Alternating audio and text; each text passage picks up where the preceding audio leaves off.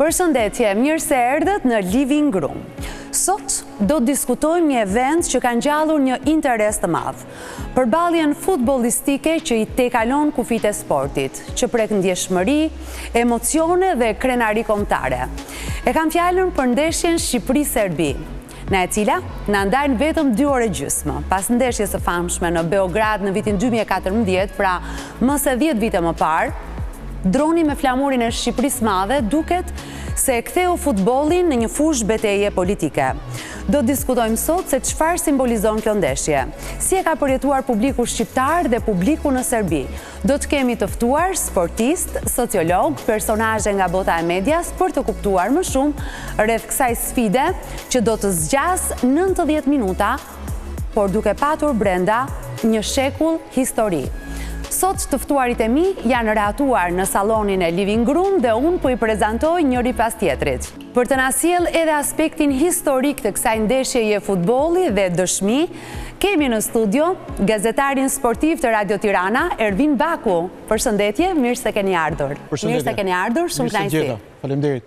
Do të përshëndes edhe të ftuarën e radhës. Ajo është atletja më e mirë që na ka nderuar edhe jashtë vendit me trofet, duke ngritur emrin e Shqipërisë disa herë në botë. Kampionja jon absolute, atletja Luiza Gega. Përshëndetje. Përshëndetje. Mirë se erdhe në Living Room.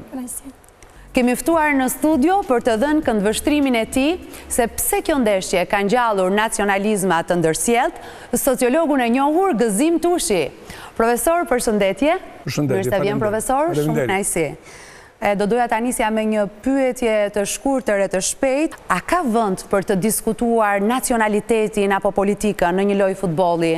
Për fat keq në këto vendet e Ballkanit, për shkak se ka këto trazira dhe këto konvulsionet nacionaliste, i jepet një konotacion etniciteti të këtyre ndeshjeve të futbollit. Kjo është një anomali që ndodh, është një anomali sociale, sepse ndeshjet e futbollit dhe në përgjithësi ndeshjet sportive janë evenimente kulturore, sportive dhe nuk kanë të bëjnë fare as me ideologji. Dhe si të tilla duhen parë, por meqense nuk shihen në këtë mënyrë, ne do ta diskutojmë, do të marrim gjithë kohën e mjaftueshme sot. Mirëpres edhe prezantoj edhe mikeshën e katërt, ajo është regjizore, ka qenë Miss, një kuror që e meriton plotësisht edhe sot. Aq e bukur është. Në Living Room, regjizoria Arnita Beqiraj. Arnita, përshëndetje. Faleminderit shumë për ftesën më skuqe. Faleminderit me ka partisë që e mbulon këtë gjë. Kënaqësi shumë që të jem me ty. Faleminderit. Po ju bashkohem me një herë, të nisim nga biseda, si po e prisni ju ndeshjen e sotme. Nisim nga këtu. Patjetër është, domethënë, gjithë që kur është hedhur shorti për këtë përballje, është një, domethënë, ka qenë një interesim i jashtëzakonshëm, domethënë, sepse e tekalon duam apo s'duam ne, edhe pse ne duam që të jetë një ndeshje futbolli mbas 2 orë e gjysmë, duam apo s'duam ne, një përballje e tillë i tekalon futbollin, është historia në mes.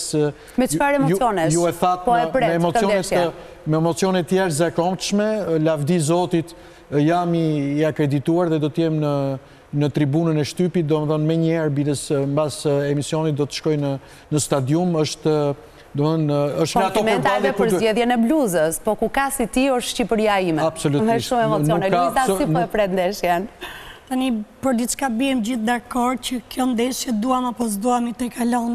Pra këtë përveç një përballje si ndeshjes, përfshihesh emocionalisht për shkak të historisë dhe situatave që kemi kaluar.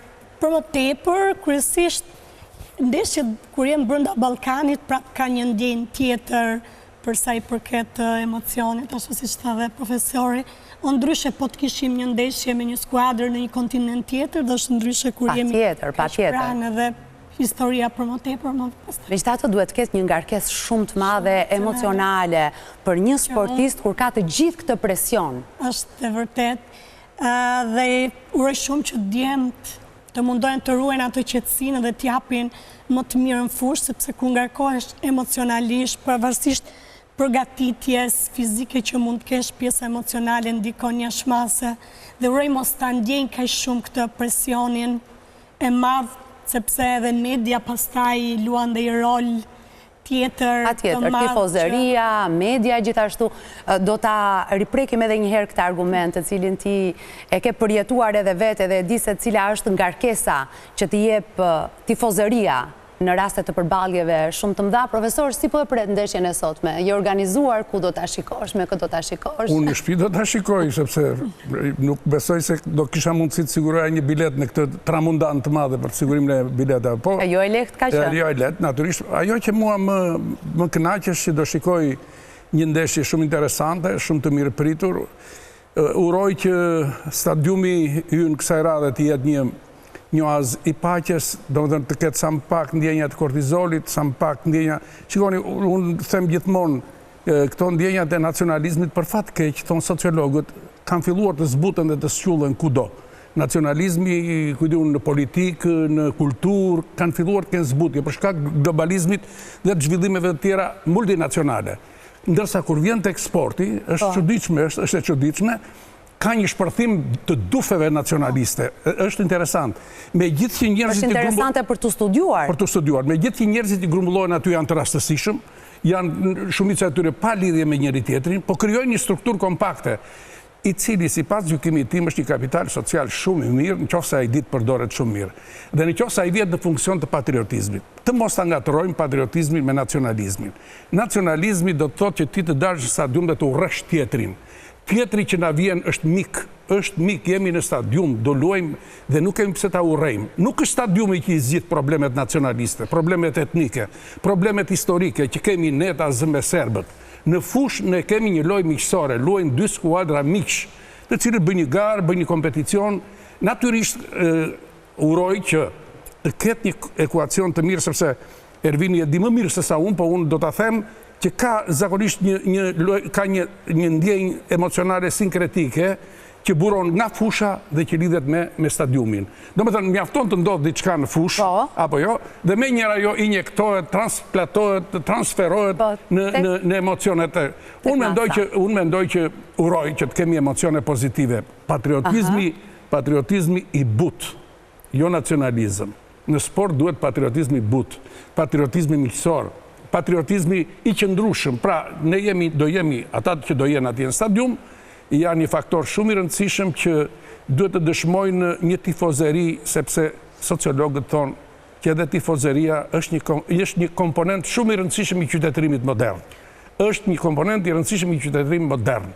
Pra, ne duhet ta dëshmojmë në këtë rast që jemi vërtet qytetarë të jetës moderne, duke qenë tifoz të vendosur, edhe një qik narcisist, absolutisht, do më thënë duke dashur ekipin ton, duke dashur që të fitojmë pa tjetër dhe me çdo kusht. Këto janë krejtësisht ndjenja normale, po pa urryer. Ashtu si në shumë vende të ndryshme të botës, megjithatë e kemi një eksperiencë personale, do t'i kthejmë pasi të dëgjoj edhe përjetimet dhe emocionet me të cilat po e pret ndeshjen e sotme Arnita. Pasi dëgjom profesorin sigurisht që ka shumë të drejtë dhe uroj shumë që fjala e tij të shkojë tek të gjithë tifozët që do jenë sot në stadium, sepse është absolutisht e drejtë gjithçka që thotë. Thënë kjo, besoj gjithashtu që do një lloj maturie një ndeshje si puna kësaj dhe ti të ndash sportin pastaj nga emocionet e tua edhe nga fakte historike të lidhura. Në punët e mia të fundit, unë ka qenë Së pari kuftova që nuk do jesh në stadium, se po të ishe në stadium do ta nisje me këtë fjali. Jo, unë nuk e di ende. Shpresa vdes e fundit nuk i dihet se ç'ndodh deri 2 orë më pas. Mund të jetë një surprizë sekondës së fundit, po. Nuk i dihet, por duke të thënë isha në punët e mia të fundit, një ndër punët që kam bërë ka qenë një dokumentar lidhur me luftën e Kosovës. Kështu që unë kam shumë rishtazi të studiuar këtë gjë dhe më është dashur jashtëzakonisht shumë kohë dhe shumë mund ta përballoja emocionalisht këtë punë edhe ta çoja deri në fund. Kështu që ngarkesa ime emocionale është e risht, të themi, lidhur me ngjarjet që kanë ndodhur 20 vite më parë. Nga ana tjetër, më vjen shumë keq që një lloj ngarkese e tillë emocionale të shkojë tek sportistët, sepse nuk e meritojnë. Domethënë nuk e meritojnë as sportistët, as ekipi jon dhe as ekipi kundërshtar në këtë rast, që të marrin një lloj ngarkese e cila në fund nuk u përket atyre. Ngarkesa dhe përgjegjësie. Absolutisht. Duhet ndarë kjo gjë, duhet të jetë shumë e qartë dhe duhet ta themi shumë fort që nuk ka nevojë, nuk do vendoset e drejta historike në atë fush futbolli, nuk do vendoset asnjëherë sepse për të qenë ajo ka fakte të tjera historike dhe atëherë ne do duhet të ishim armiq me shumë popull të tjerë që kanë qenë jo fort miqësor me vendin tonë, dhe kjo gjëja nuk është e drejtë. Pra historia mbyllet momentin që mbaron edhe kjo luftë ka mbaruar atëherë para 20 vitesh kur gjithçka do duhet të ishte dhe ne për këtë arsye jemi këtu për ta diskutuar këtë gjë. Tani do ndaj edhe një eksperiencë time kur unë isha më pak e matur nga ç'jam tani. Kur ka qenë kjo? Kur kam përfaqësuar Shqipërinë në Miss World. Domethënë një kompeticion që nuk është as pak i ngjashëm me sportin, të kuptojmë se nuk është që jam stërvitur për atë punë. Por e mbaj mend ta sokoj, unë isha 18 vjeç edhe unë ndaja dhomën me Bosnjen, me Miss Bosnjen.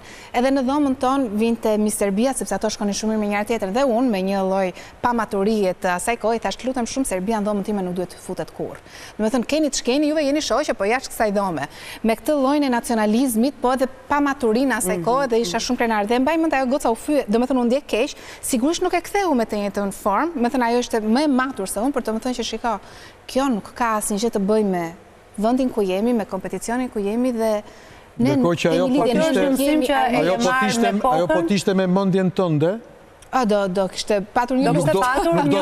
Do donte ta kishte në kat Miss Serbinë, jo në një që ajo të vinte ta vizitonte, sepse vërtet për shkak të sportit historik që kanë pasur. Srebrenica e pikërisht.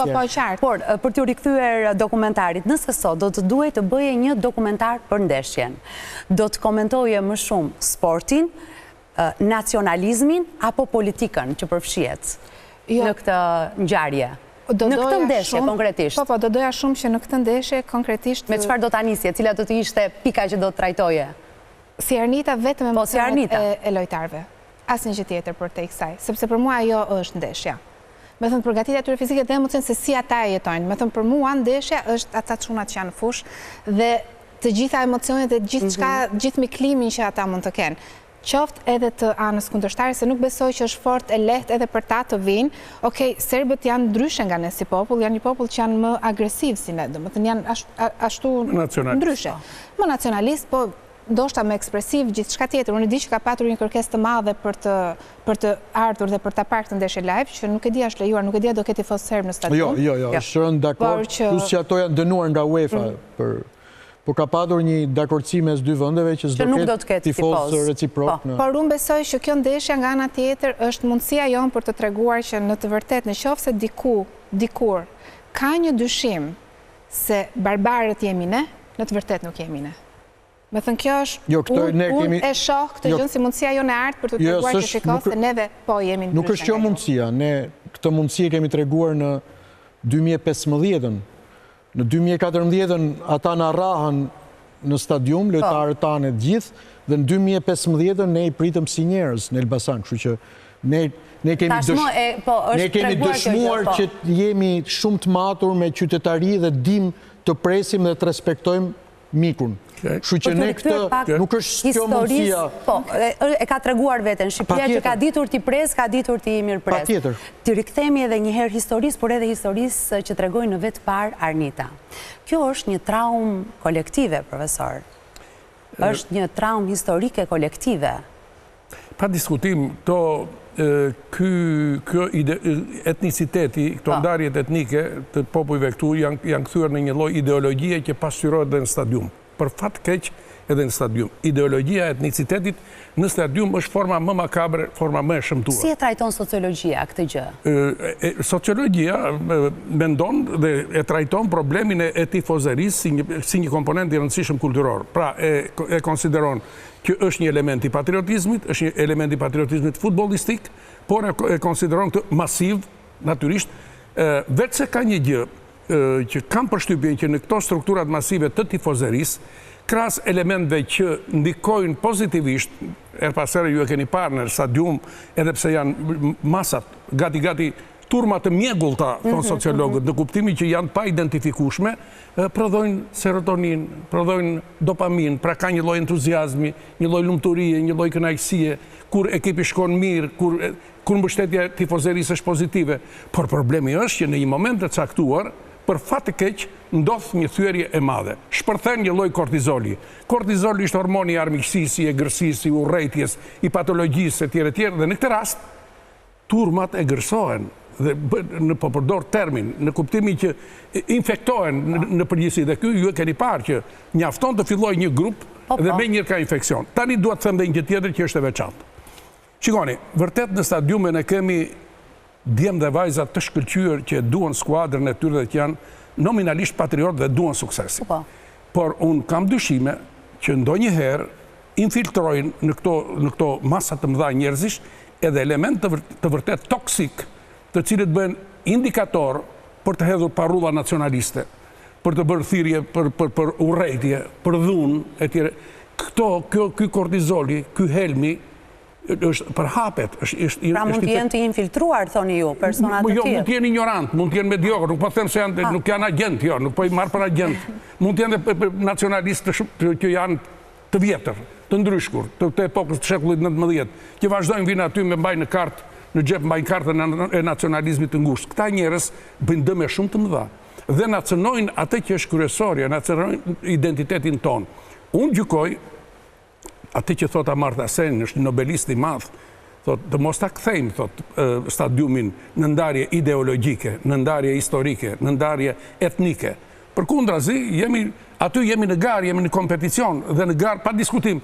Për shembull, unë nuk jam kundër entuziazmit, qoftë ai edhe pak eksentrik, në kuptimin e mbështetjes të skuadrës tonë. Është një gjë shumë e mirë, është patriotizëm. Po në qoftë se ti pastaj pasi përkrah ekipin tënd dhe i kthesh kundërshtarit me parullat e egra, me parulla nacionaliste, ofenduese, urrëtëse etj. Në këtë rast mendoj që dëmi është jashtëzakonisht i madh. Dhe unë mendoj që ky ilaç i tifozërisë bëhet pastaj më keq se sëmundja që na ka kapur ne midis nesh dhe serbëve. Ne nuk mund të ndikojmë, ne nuk mund të hedhim helm në këtë problem. E para njerë nuk i takon sportit që të merret me këtë punë. Sporti të ri më njanë, të luaj atë, sepse në qoftë se ne i ngatrojmë këto, i përziejmë, i nakatosim, themi ne vlonjatët, atëherë do të thotë që produkti shumë i keq. Secili në vendin e vet, sporti në vendin e tij, kultura në vendin e vet, politika në vendin e saj. Në vendin e vet. Luiza, e ke provuar ndonjëherë, ke qenë ndonjëherë në një situatë të ngjashme ku ngarkesa ka qenë shumë e madhe, e tensionet etnike ose tensionet politike? Futbolli mendoj që të kalon çdo sport tjetër. Është masiv. Dhe kryesisht tifozëria. Pra tifozëria e futbollit është ndryshe. Ne kemi pas shpeshherë aktivitete në Beograd dhe ku nuk kemi pas incidente të tilla, sepse sportistët në fakt kanë një sjellje totalisht ndryshe. Ne dhe kur fitojmë, humbim, urojmë me njëri tjetrin, pra shikojmë në këndvështrim tjetër. Ndryshe shiko tifozëria. Tifozëria përfshihet jo thjesht për të parë ty, po përfshihet emocionalisht ndryshe. Gjen disa gjëra tek sporti që kërkon ti shpreh ndryshe, si thot dhe profesori. Kështu jam e sigurt që dhe sportistët vetë shikojnë ndryshe ndeshjen, për thjesht emocionet që i përçojnë tifozëria duan s'duan ngarkohen. Edhe ndikojnë, dhe jo gjithmonë për mirë. Ndikojnë, sigurisht jo gjithmonë për mirë. Unë fakt nuk kam pasur situata të tilla, por nuk kam pasur momente kur dola kampion Europe, po them është totalisht situatë tjetër. Këdo që takoja në rrugë sigurisht që ishte lumtur, po që kërkonte shumë nga unë. Luiza thos tani duam ka medalje olimpike, medalje botërore, dhe unë edhe pse i thoja vetes që ti po bën më të mirë, do bësh maksimumin, sepse ndonjëherë dëshirat jo patjetër janë pra përkojnë me atë çfarë duam. Me mundësinë reale. Për një mjenjë arsye. Dashje pa dashje unë ngarkova shumë, edhe në lojrat e mia olimpike kisha një tension kaq të madh sa që nuk e përballoj, sepse gjithë syt ishin, po themi, trekuar, njerëzit prisin dhe më shumë. Kështu dhe futbolli vitet e fundit, po ta vështirë kanë pasur rritje shumë më të madhe se vite më përpara, dhe ndjet edhe ky presioni që tifozët, po them përveç kësaj ndeshje që ka një tension tjetër, kërkojnë gjithmonë më shumë, edhe në momentin kur skuadra humbet, pastaj një zhgënjim shumë të madh, edhe kjo pjesa nuk duhet parë në këtë formë, sepse ne duhet jemi, po themi, aty për edhe kur ato kanë momente të vështira që t'i mbështesim për ta kaluar si situatë, si emocion. Të themi, po ku ka se ti është Shqipëria ime, jo vetëm në momentet e fitores, në ndeshjet ku fitohet, por edhe atëre kur ndoshta rezultati nuk është ai që ne dëshirojmë. Do ta vijojmë bisedën tonë, por na duhet të shkojmë në një hapësirë publicitare, rikthehemi pas pak.